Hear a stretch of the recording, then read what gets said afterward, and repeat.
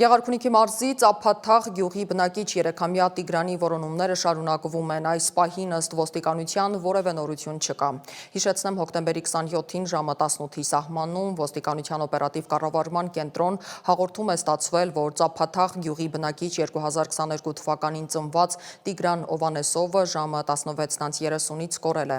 Որոնողական աշխատանքներին ներգրավված են քրեական ոստիկանության գլխավոր վարչության, Գեղարքունիքի մարզային վարչության և մարզի համայնքային ոստիկանության 5 բաժիններից շուրջ 150 և փրկարար ծառայությունից 150 ծառայող, ինչպես նաև կինոլոգներ, օգտագործվում են անօդաչու թռչող սարքեր և տեխնիկական այլ միջոցներ։ Որոնումներին մասնակցում են նաև Ծափաթաղի մերձակա բնակավայրերի բնակիչներ և տարբեր բնակավայրերից շուրջ 200 կամավոր։ Երեխայի անհետ կորելու դեպքի առթիվ նախաձեռնվել է քրեական վարույթ սպանության հոդվածով։ Դեպքի առնչությամբ ներքին գործերի նախարարությունը հայտարարություն է տարածել, որտեղ հորդորում է չտարածել չճշտված տեղեկություններ, որոնք կարող են վնասել որոնողական գործընթացին և երեխայի ընտանիքի հոգեբանական վիճակին։